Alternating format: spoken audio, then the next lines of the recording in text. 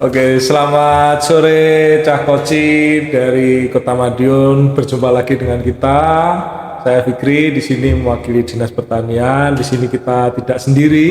Kita di sini membawa sosok beliau-beliau yang berkompeten di bidang masing-masing. Di cuaca yang kurang enak seperti ini, terutama hujan seperti ini, nanti kita berdiskusi dengan Pak Setiaris dari BMKG selaku avatar cuaca. Lalu terutama kita kan di pertanian ini dengan cuaca seperti ini, nanti kita akan diskusi dengan avatarnya pertanian. Nah, Pak Bintarjo, ini Pak Bintarjo ini nanti teman-teman dilihat di sini kan ada banyak minuman-minuman ya. Ini bukan minuman, nanti kita kulik seperti apa sebenarnya booster energy, booster dan ini fungsinya untuk apa. Nanti kita berdiskusi di selanjutnya. Oke, sebelumnya pertanyaan santai dulu Pak G. Pak Yaris selaku BMKG ini menyikapi seperti ini Pak, hujan yang ada di Kota Madiun khususnya seperti ini. Ini kira-kira berlangsung berapa lama? Hujan seperti ini loh Pak. Hujan yang cuma hujan-hujan syahdu ini loh Pak. Ini kan kadang waduh mau tandur bingung kan. Mau tandur apa nih ya, seperti itu. Ini kira-kira berapa lama sih Pak hujan seperti ini tuh? Baik, terima kasih. Jadi memang untuk saat ini Kota Madiun sudah memasuki musim penghujan.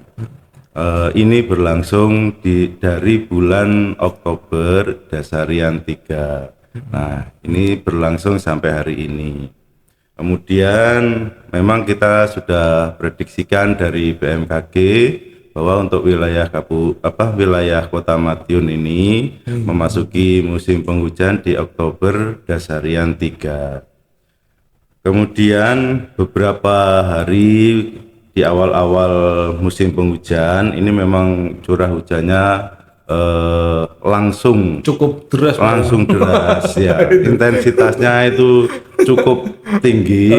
Ini memang disebabkan karena beberapa ada gangguan atmosfer. Salah satunya ada fenomena namanya MJO. MJO itu Madden Julian Oscillation. Kemudian ada gangguan atmosfer lagi gelombang ekuatorial Rossby. Kemudian ada gangguan atmosfer gelombang Kelvin. Terus satu lagi ada gangguan namanya gelombang low frequency. Nah, dari beberapa gangguan ini itu menimbulkan intensitas curah hujan yang turun, termasuk di Kota Madiun itu intensitasnya cukup tinggi. Kemudian selain adanya beberapa gangguan, ini juga disebabkan karena memang suhu muka laut di sekitar Jawa Timur khususnya itu juga cukup hangat, sehingga sumber uap air pembentuk awan hujan ini juga cukup besar, sehingga kita merasakan di awal-awal musim penghujan ini dia langsung terus gitu Pak ya. Langsung curi setat ya. itu nggak karena gangguan goib Pak ya. Takutnya nanti gangguan goib geseran dari mana gitu. Mungkin nenek sing mantu digeser. Ya memang fenomena cuaca di wilayah tropis itu memang seperti itu. Jadi fluktuatif memang ya. Jadi message-nya atau pesannya itu memang kita memang harus selalu waspada terhadap kondisi cuaca karena dinamika atmosfer itu yang sangat kompleks dan berubah dinamis, berubah secara setiap saat, setiap waktu itu perlu diantisipasi. Oke, lanjut ke Pak Bin nih. Nah, dari penjelasan Pak Yaris tadi Pak, ini mungkin anggaplah saya petani awam Pak ya, petani awam. Dengan posisi seperti ini, kira-kira Pak, yang cocok tanaman ditanam di musim seperti ini itu apa? Terus kira-kira penyakit yang ada, kan otomatis kan kalau manusia itu kan kena hujan terus yang greges tuh Pak. Nah, tanaman kan otomatis juga gregesi tanamannya itu biasanya gejalanya apa saja, terus antisipasinya biasanya seperti apa kalau dari klinik pertanian? Jadi memang awal musim penghujan ini luar biasa. Ya. memberi tekanan yang besar pada petani. Jadi terkejut ya kita, jadi langsung turunnya hujan luar biasa. Jadi tanaman jagung pun gugur, apalagi bawang merah. Jadi yang mulai tanam sampai yang mau sudah panen pun kemarin kena imbasnya dengan itu. Kebanjiran. Waduh. Berarti jadi kolak bawang. Jadi berapa yang sudah dipanen, dijemur, kena air. Belanja semua berarti Pak, nggak bisa. Harus segera dieksekusi. Nah itu eksekusinya bisa untuk bibit atau Tidak bisa, itu hanya bisa dikonsumsi. konsumsi. Ya. Dan itu daya simpannya mulai Sangat pendek. Oh, jadi harus gitu. segera keluar. Jadi inilah contoh-contoh dari pentingnya petani sebenarnya memahami anomali dari cuaca seperti ini. Jadi terkait tanaman pun dengan hujan yang seperti kemarin itu memang sakit. Air hujan itu kalau kena kulit pun sakit. Apalagi tanaman. Jadi kadang tanaman mau bisa pecah daun atau pecah batang gitu. Itu karena apa Pak? Maksudnya ada kandungan kah di air hujan yang menyebabkan? Karena memang hujan itu turun dari ketinggian yang saya kurang tahu ya. Tapi jatuhnya sakit. Kulit turun sakit, panas, apalagi ke tanaman. Jadi kadang membuat daun sebagai penerima air hujan itu mengalami benturan. Benturan yang terjadi membuat luka. Luka inilah yang membuat jamur potensi untuk tumbuh. Oh gitu.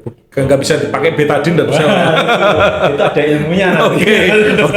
Oke. Nanti ada ilmunya. Oke. Lanjut. Jadi gini Pak, dari pengalaman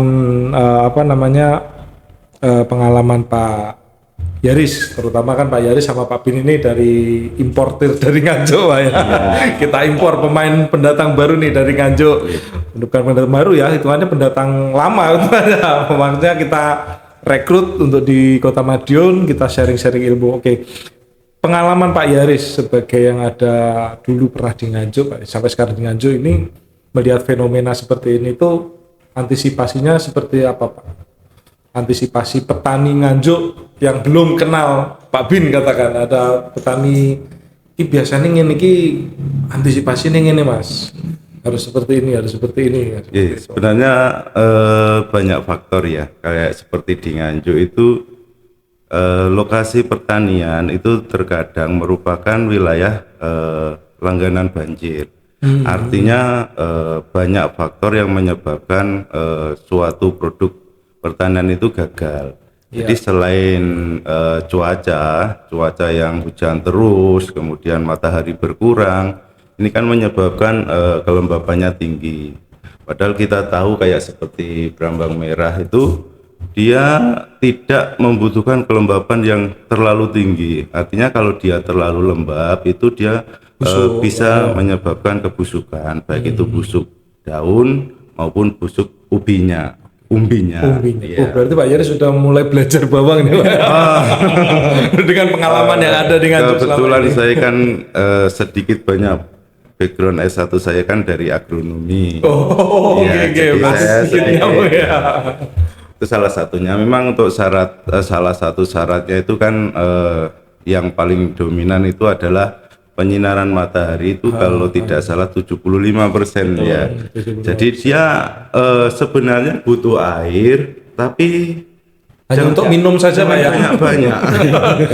Untuk minum aja lepas dahaga. Betul. Makanya kan sistem penanamannya bawang merah kan setiap hari petani harus rela menyirami. Jadi dia memang butuh air, tapi penguapannya juga harus yang tinggi. Nah, penguapan yang tinggi itu kan sebenarnya dia dalam rangka menyerap unsur hara yang diberikan oleh petani. Ya, mungkin nanti Pak Bin bisa salah satunya mungkin ini salah satunya ya. Jadi kalau penguapannya tinggi, dia cepat menyerap unsur hara yang ada di tanah. Begitu. Ngobrol-ngobrol soal minuman Pak. Ya ini Kota Madiun punya minuman lagi Pak. Mungkin Pak Yaris sudah pernah ngicipi. Ini namanya adalah ngerowai Pak. Wah monggo kalau Pak Yaris. Ini minuman untuk manusia. ini khusus manusia, nggak perlu disiram, cukup diteguk aja. Monggo. Ini produk asli dari Kota Madiun, PDAM Kota Madiun.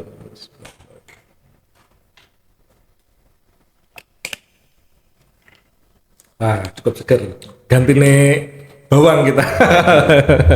Oke, kembali lagi ke topiknya. Kembali ke Pak Bin sekarang. Ya. Pak Bin, berdasarkan yang dijelaskan dari Pak Yaris tadi itu Pak, nah, kan kondisi sekarang itu ya seperti itu, yang sering banjir tadi Pak Bin kan juga menjelaskan banjir ini dan lain-lain. Sebenarnya dari pertanian itu tingkat kebutuhan air tanaman itu sebenarnya berapa persen sih Pak untuk untuk si tanaman itu bisa hidup? Ya. Apalagi di cuaca yang seperti ini, otomatis kan kita harus jeli untuk milih tanaman yang cocok nih.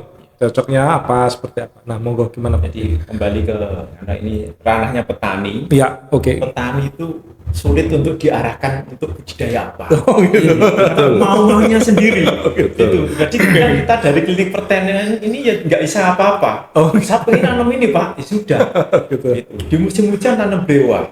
Loh, ini wah, tapi ya itulah mereka. Jadi memang kenyataannya memang seperti itu. Jadi kalau dalam teori kita ada neraca air istilahnya. Iya, neraca air. Itu sangat susah diterapkan untuk petani. Karena apa? Jadi orang Indonesia itu kadang unik. Jadi sudah ada perhitungannya, tetapi dalam prakteknya itu ya naik kurang air langsung risau.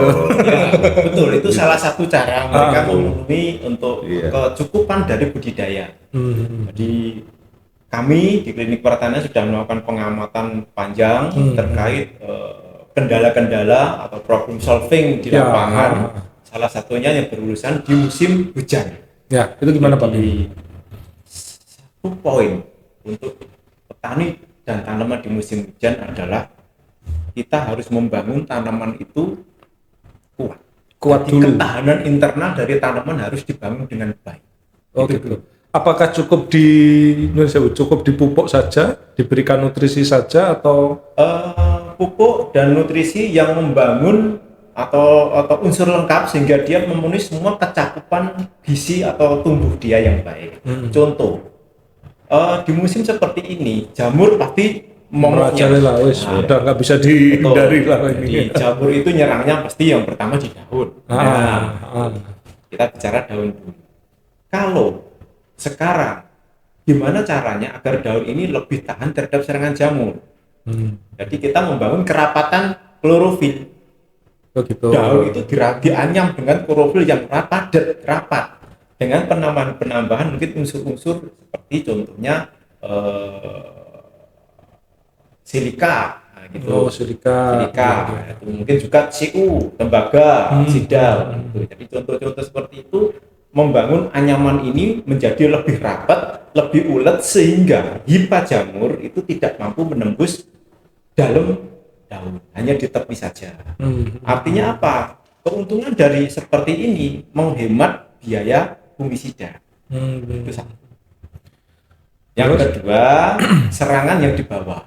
Serangan yang di akar tanah berarti ya, karena kelembapan tanah. Sering terjadi kalau hujan seperti ini air tidak bisa buang, terjadi busuk akar. Nah ini, bagaimana caranya untuk menghindari busuk akar? Satu adalah secara teknik. Jadi memang harus dikesatkan lahannya, dikeringkan. Nah itu salah satunya. Biar terjadi penguapan yang ada di atas. Jadi begitu ini dikeluarkan airnya, otomatis air turun. Dan yang ada di sini biar cepat menguap. Itu. Berarti untuk mengurangi air permukaan yang ada di sekitar tanaman itu. Harus ada pengurangan, disedot keluar. Nah itu biasanya seperti itu. Tetapi apapun yang terjadi, elektronegavitas tanah ini harus dibangun sehingga perakaran ini terlindungi. Walaupun mungkin terendam 1-2 hari di musim hujan atau banjir gitu. Jadi membangun elektronegavitas tanah yang baik sehingga organisme hidup, tanaman akarnya juga terlindungi dengan baik sehingga tanaman tidak mudah jatuh. Itu aja. Terus gini Pak Bin sama Pak Yaris, mungkin bisa kita diskusi dengan cuaca seperti ini Pak G. Ini kan cuacanya sangat ekstrim lah, anggaplah ekstrim lah. Apakah ini juga termasuk badai La Nina atau badai El Nino juga termasuk seperti ini, Pak Yaris? Untuk tahun ini memang diprediksi untuk sampai bulan Maret tahun 2026 ini memang terindikasi adanya La Nina dalam kategori yang lemah. Ada tapi kecil sekali. Iya, jadi intensitasnya lemah. Akan tetapi dari berbagai pendapat para ahli, sebenarnya untuk saat ini yang paling dominan bukan di La Ninanya, tetapi di faktor SST atau Sea Surface Temperature atau suhu permukaan laut. Nah, suhu permukaan laut di sekitar wilayah Indonesia, khususnya di Jawa Timur ini juga lagi hangat-hangatnya. Jadi anomalinya itu mencapai plus 2 derajat. Artinya dia lebih hangat dibandingkan kondisi betul. Nah, kondisi SST yang hangat ini menyebabkan penguapan di sekitar wilayah Jawa Timur itu sangat tinggi. Sehingga sumber pembentuk awan-awan hujan itu juga tinggi. Kemudian beberapa hari ini ditambah lagi adanya pola siklonal atau tekanan rendah itu di Samudra Hindia selatan Jawa Timur. Ini juga memperparah kondisi hujan yang turun. Jadi jauh lebih terus lagi, Pak. Iya, betul. Karena adanya pola siklonal itu dia menyebabkan adanya daerah pertemuan angin atau konvergensi, itu merupakan daerah-daerah pembentuk awan-awan hujan. Sehingga hujan yang turun di Jawa Timur utamanya itu intensitasnya cukup tinggi. Begitu. Oke. Berarti kan ilmu terkait cuaca itu harus dimiliki, Pak Bin, ya? Untuk petani-petani itu harus wajib dimiliki gitu. Iya, betul. Jadi paham. Oke. Terus gini, seberapa berpengaruhnya, Pak, dengan cuaca ekstrim yang ada yang disebutkan sama Pak Yaris tadi menurut Pak Bin selaku praktisi pertanian, Pak G, terkait dengan jumlah produktivitasnya. Terus penanganannya seperti apa? Mungkin bisa dijelaskan juga bagaimana teknisnya para petani itu dalam membaca kiwayai udan. Yang harus saya siapkan untuk tanaman saya apa? Terus yang harus saya pertahankan di tanaman saya seperti apa? Supaya tanaman ini tetap maksimal hasilnya di musim hujan. Oke, kita fokus pada tanaman dulu. Oke. Jadi kondisi seperti ini kita jangan berangan-angan tanamannya tinggi subur tinggi besar, jangan. Jadi tanaman cukup sedang-sedang aja, kiyeng kalau orang Jawa bilang, magak ya, tapi kuat. Karena dia harus menahan banyak tekanan, baik suhu, lingkungan, air hujan dan macam-macam. Nah, itu. Jadi dengan fisik tanaman yang magak tapi kenceng itu targetnya hanya satu, panen. Kita tidak mampu untuk bicara panennya akan menjadi sekian. Kuantitas enggak, yang penting panen dulu, Pak. Panen dulu. Oke. Kenapa? Soal harga nanti pasti ngikuti kok. Contoh hari ini, kemarin harga bawang merah masih murah, hari ini tidak bisa murah lagi. Selisihnya sudah per hari naik.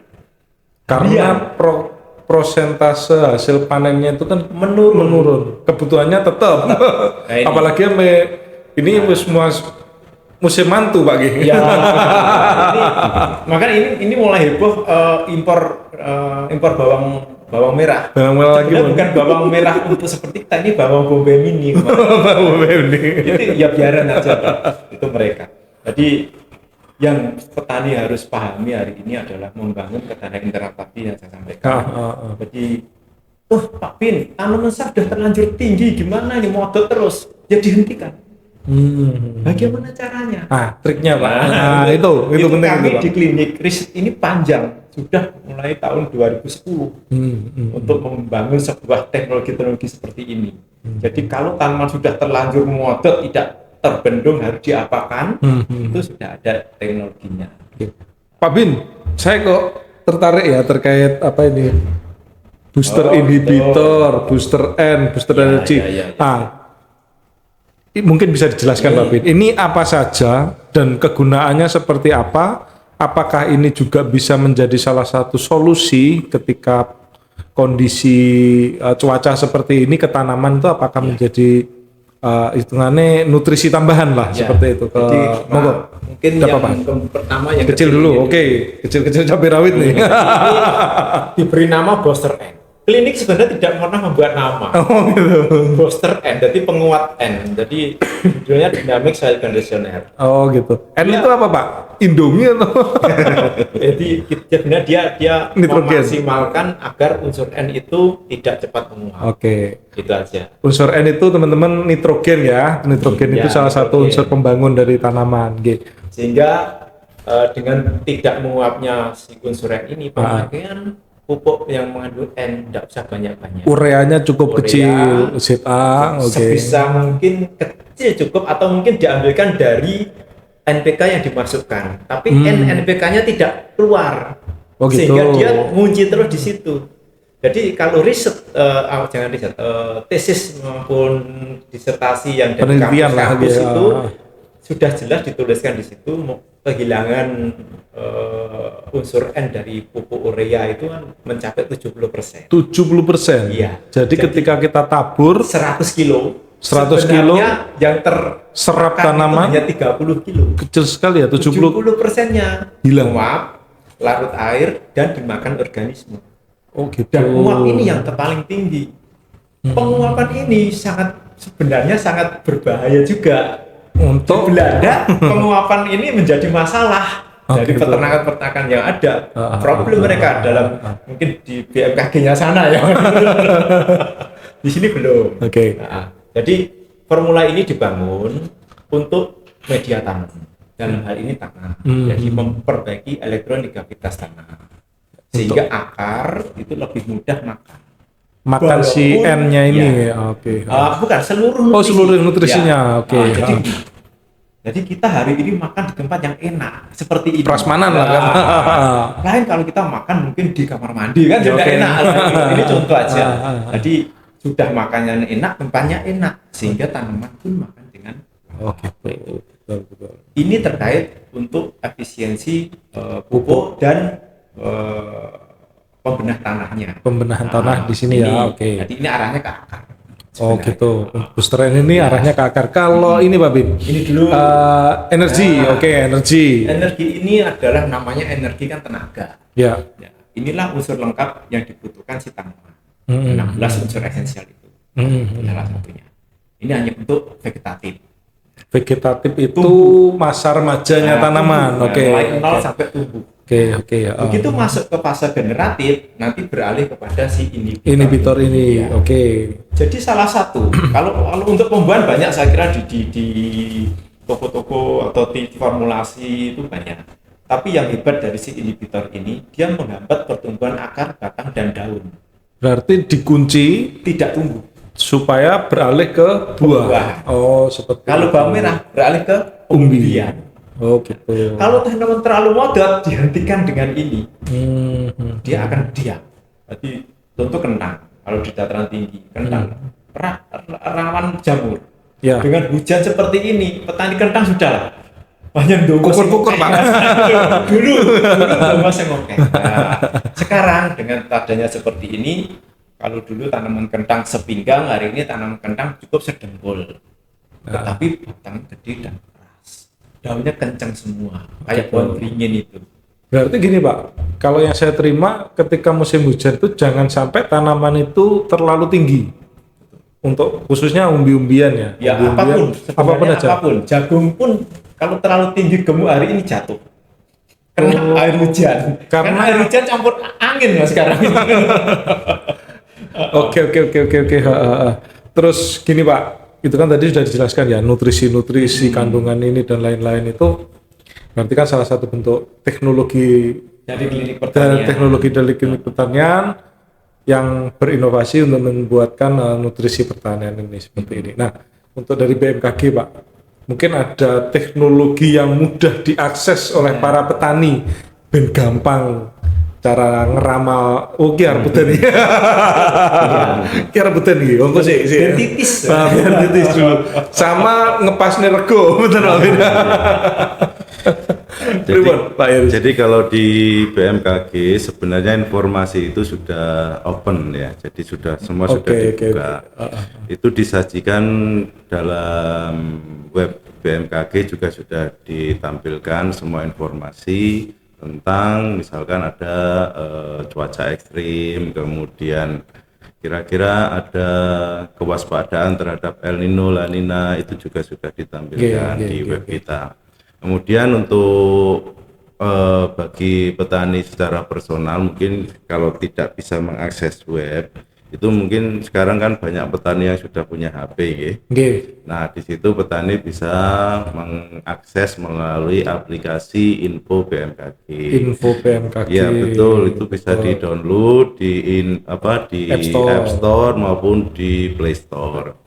Nah, di situ nanti di Info BMKG itu tersedia informasi tidak hanya tentang cuaca, tapi tentang kondisi iklim, kemudian kualitas udara, dan kelembapan juga ada di Pak di situ. Iya, nanti ada di iklim. Kemudian satu lagi itu informasi tentang gempa bumi. Nah, jadi semua yang ada di BMKG sudah ditaruh di App Store di Info BMKG itu tadi. Oke, siap.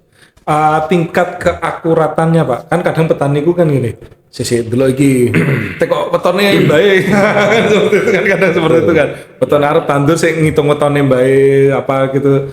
Nah itu kan tingkat kalau bagi petani kan yo arep tandur petone rapas yo kukut seperti itu kan. Nah tingkat keakuratan dari Info BMKG ini mencapai berapa persen Pak untuk bisa meyakinkan petani bahwasanya hari ini hujan, jangan dulu untuk ke sawah karena kan mungkin berbahaya atau ada petir atau apa dan lain-lain tingkat hujan tinggi. Nah itu seberapa persen?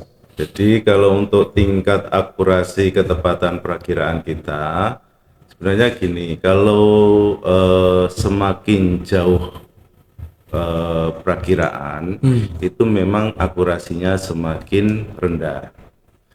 Kemudian sebaliknya kalau dia semakin pendek perakiraannya itu akurasinya semakin tinggi. Akurat. Iya. Ya kenapa? Karena data yang kita pakai, misalkan kita mau memperakirakan esok hari, kita memakai data hari ini sama beberapa hari yang lalu kita analisa untuk memperakirakan esok hari.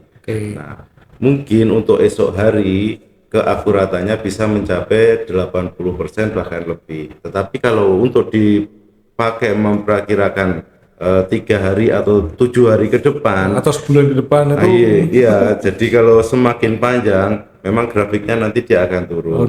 Makanya setiap hari perakiraan itu kita update. Besok kita update lagi perakiraan. Jadi jangan terus kalau hari ini kita lihat 3 hari lagi akan misalkan ada hujan lebat, terus jangan stuck di situ aja, besok jangan lupa diupdate lagi, karena ya itu tadi satu banyak faktor yang menyebabkan perakiraan perakiraan itu tepat atau enggak. Salah satunya memang kondisi dinamika atmosfer itu yang dinamis, setiap saat berubah. Kemudian selain itu model yang kita bikin itu yang kita bikin untuk saat ini, yang BMKG pakai saat ini itu buatan dari Eropa dengan skala terakhir Pak ya? Iya, dengan skala medium. Jadi kita memakai produk dari ECMWF, itu punyanya Eropa, yaitu Europe Center Medium Ring Weather Forecast.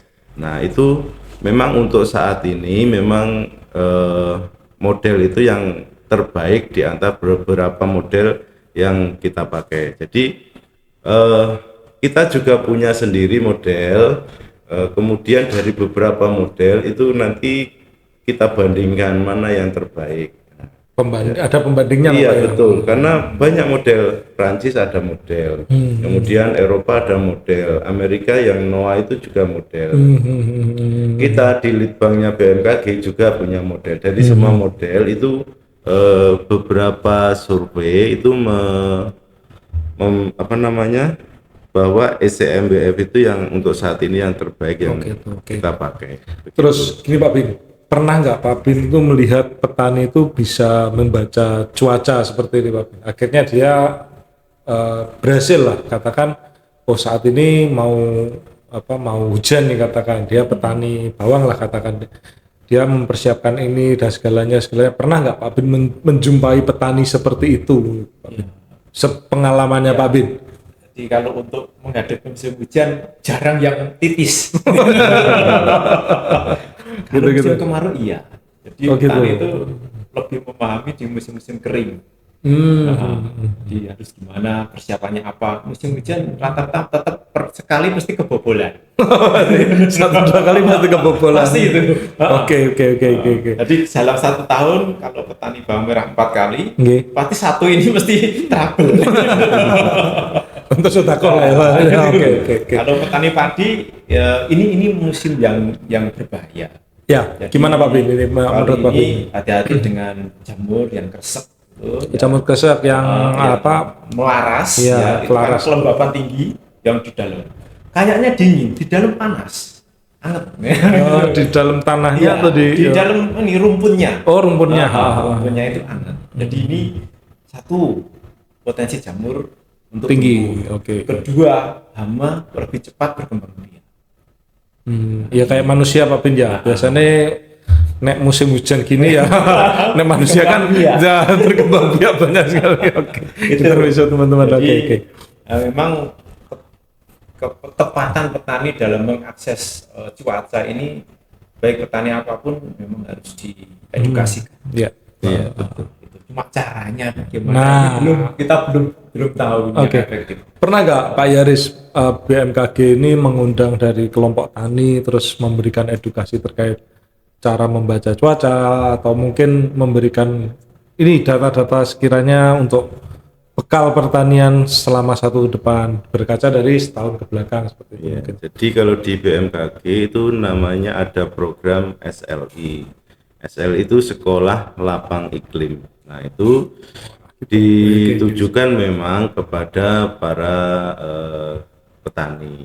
Nah itu memang untuk di Jawa Timur itu yang mengkoordinir itu Stasiun Klimatologi Malang. Bahkan di Nganjuk, di Madiun sering sekali itu untuk sekolah lapang iklim. Nah dalam sekolah lapang iklim itu petani diajarkan tentang bagaimana mengenali unsur-unsur cuaca, cara mengukurnya, kemudian cara membaca perakiraan, itu diajarkan di situ. Nah, tergantung nanti lokasi SLI-nya itu petani apa. Kalau petani padi berarti nanti selama 1 masa tanam itu nanti akan didampingi terus dari BMKG sama penyuluh pertaniannya. Nanti mungkin tidak setiap hari BMKG akan datang ke situ, tetapi beberapa 10 hari atau berapa minggu sekali nanti dari BMKG akan datang untuk berdiskusi tentang kondisi cuaca saat masa tanam itu. Berarti untuk setiap harinya nanti itu, penyuluh pertanian. Bisa kalau di Madiun mengundang BMKG untuk melakukan SLI ya itu SLI. Bisa ya. Nah untuk saat ini memang SLI itu yang menentukan anggota dewan. Oh gitu. Kami dari dari BMKG hanya melaksanakan misalkan ada SLI misalkan di Madiun, Kota Madiun. Nah, nanti kita yang akan mencari Madiun wilayah mana atau kelompok tani mana yang akan kita SLI-kan. Tapi untuk Madiun, Nganjuk itu nanti biasanya anggota dewan yang punya hajat. Gitu sih. Berarti ini ilmu baru Pak Bin ya. Kita kalau biasanya kan sekolah lapang bawang, sekolah lapang bioflok atau sekolah lapang lain-lain. Ini ada ilmu baru nih, sekolah lapang iklim. Nah, itu kalau di BMKG itu kan di BMKG ada bidang cuaca, klimatologi sama gempa bumi. Yang utama kan itu. Jadi ketiga ini punya sekolah lapang sendiri-sendiri. Jadi kalau yang cuaca itu misalkan untuk nelayan ada SLCN, sekolah lapang cuaca nelayan. Kemudian untuk iklim tadi sekolah lapang sekolah lapang iklim. Kemudian untuk gempa bumi juga ada, itu SLG, sekolah lapang gempa bumi. Nah, kemarin itu terakhir kita SLG ada di Ponorogo. Iya. Gitu. Berarti ini mungkin diskusi singkat kita. Pertanyaan terakhir, mungkin bisa dijawab Pak Yaris dulu atau Pak Bin dulu, monggo. Menurut Pak Bin dan Pak Yaris, seberapa dekatnya petani itu harus memahami cuaca dalam persentase bertani? Itu harus seperti apa? Terus solusinya seperti apa? Monggo. Kalau menurut dari pihak BMKG. Dari BMKG, jadi petani memang harus memahami. Jadi karena cuaca dan iklim itu nanti akan menjadi faktor penyebab suatu usaha pertanian itu berhasil atau tidak. Memang bukan seutuhnya ya, tetapi salah satu faktor yang menyumbang keberhasilan suatu pertanian. Karena apa? Data cuaca itu biasanya digunakan oleh para petani untuk kegiatan operasional lapangan. Seperti kapan saat misalkan kita mau nyemprot atau mau nyiram. Terus kalau misalkan besok diprediksi hujan, ya hari ini tidak usah. Gitu, betul. Terus misalkan kita mau nyempret spray. Spray kan mungkin informasi salah satunya bisa hujan atau arah angin. Gitu. Nah, kemudian kalau data iklim itu dipakai oleh para petani untuk perencanaan. Perencanaannya seperti apa? Oh, ini musimnya hujan atau musim kemarau, saya harus nanam apa. Kemudian ini cocoknya nanam apa misalkan. Terus kemudian ini suhunya sekian, ini tanaman apa yang cocok. Jadi memang sangat terkait sekali antara cuaca iklim itu dengan pertanian. Jadi ya mau tidak mau petani diusahakan harus bisa memahami terutama fenomena cuaca dan iklim. Jadi kita akan sebisa mungkin mewujudkan yang namanya smart farming, smart climate agri. Smart climate. Jadi petani yang pintar iklim. Gitu ya. Ya, istilahnya apa ya? Pokoknya petani pinter. Cerdas. Petani yang cerdas, pinter, bisa membaca cuaca itu. Itu banyak faktornya, salah satunya pemahaman tentang iklim. Kemudian tadi cara ngolah tanah, kemudian penggunaan pestisida. Itu kan sangat berpengaruh sekali. Kalau Pak Bin dari Klinik Pertanian, Pak Bin, terima kasih. Harus sedekat apa nih petani dengan cuaca supaya nggak gogrok? Jadi tadi disampaikan Pak Yaris itu, terima kasih Pak Yaris. Itu memang cuaca itu menentukan kita harus ngapain di sawah. Kalau iklim itu kita harus budidaya apa di sawah. Itu memang itu dua hal yang pokok. Nah, lepas dari itu semua, dalam budidaya ini kembali memang kita harus fokus, terutama untuk petani-petani tradisional. Itu harus kita mengikuti teman-teman yang sudah bertani secara teknologi modern. Kenapa saya bisa menjadi dua?